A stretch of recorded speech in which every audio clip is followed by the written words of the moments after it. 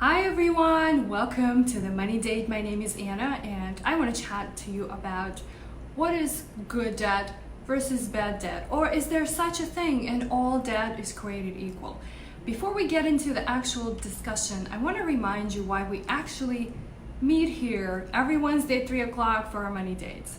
And it's a very specific reason. I want you to allow yourself to have enough time to check in with your own finances. How about that for a date? Your money deserves to have your attention. Whether you come in here live, I appreciate you sharing this out. If you're watching your replay, let us know. Always awesome to have you here. So drop a comment in the comment section or an emoji. One of those will be fine. I want to remind you that you've got to know where your basic foundation is at. It's almost like building a house. If you don't know how strong the foundation of the house you actually have built or going to build, or if you're buying a house, that's one of the major things most people check, right? To make sure the foundation is strong. The same thing goes in our finances. And there are a couple of components that hold that financial foundation together. And I want to stay on top of those all the time myself and encourage you to do the same. Now, these are knowing how much income is coming in, whether it's coming in every week, every 2 weeks in the same amount, or it's a variable income and you have various projects you're working on, maybe you have a business, doesn't matter. Any of that, you need to know. Number 2 is your expenses, okay? Now, a lot of this stuff could be done very easily by you downloading one of the financial tracking apps on your phone. I use Mint. Really easy to keep track, really easy to understand what's going on. And you always need to know how are you tracking with your financial goals.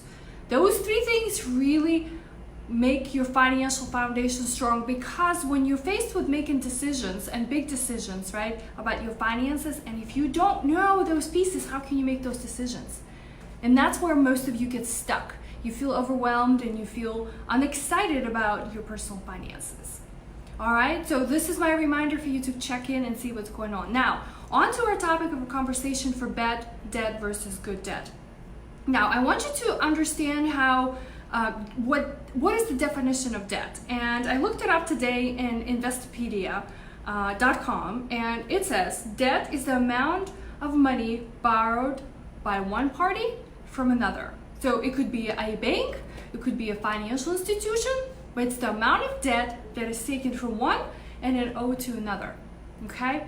Now, debt is used by individuals, debt is used by corporations, businesses. If you had to summarize it, it is a tool in order to help for the expansion, right? It could be expansion of the entity, it could be expansion of the individual. Now, where we get into the definition of good versus bad is really depends how that expansion takes place and why.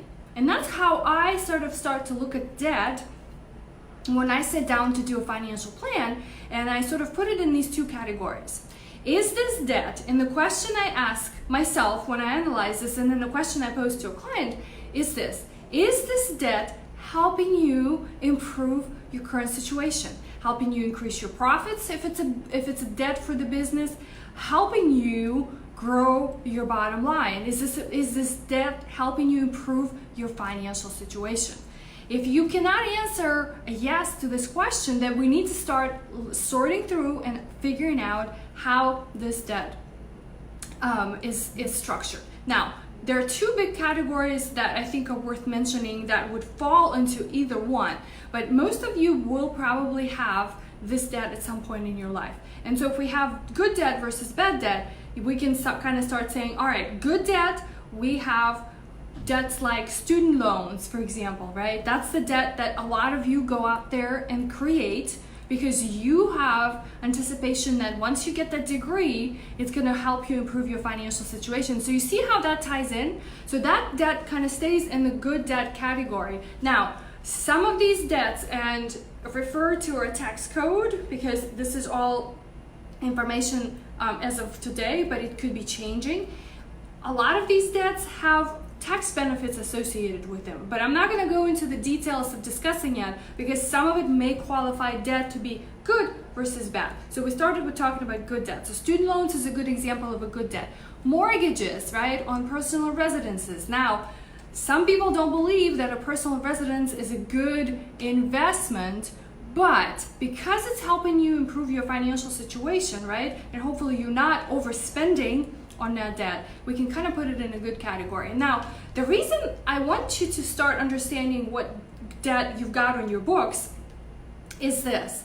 When we look at your situation, and I'm not a Dave Ramsey, I don't believe that you have to have zero debt and that's how you should run your financial household. Not at all. I want you to actually use debt when appropriate to help you grow your profits, to help you increase your bottom line and your overall financial situation. But when you're starting to look at figuring out which debts should be paid off, right? Or if there's a debt issue that we're facing, this is when this good versus bad really helps. Now, in the bad category, I think a lot of you will know, I am talking about debt that mostly is used for consumption purposes, right? This is credit cards that you all use. Now, some of you are really good and use credit cards and pay them off at the end of the month. Some of you are not, and you continue carrying the balances on these credit cards. Now, there are tons of reasons why that might be the case, but at the end of the day, if this debt is not improving your life, not just helping you have a shopping therapy, right? But really, and look yourself in the eye when you answer that question, then it's considered to be bad debt. Now, this debt, for example, if we're talking about bad debt category and it's credit cards, it's also doesn't have any tax benefits.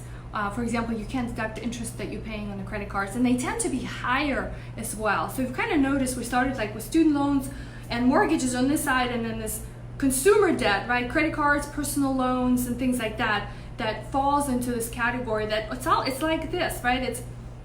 It's dragging you down, all right? So what I want you to take away today from our conversation is when you sit down to analyze and look at the situation you're in, ask yourself a very basic question. How is my debt structured? Or am I going into debt for a reason that is really going to help me improve my bottom line? Now, you can't continually say, I can't figure out why this is happening. I can't make my ends meet. I don't make enough money.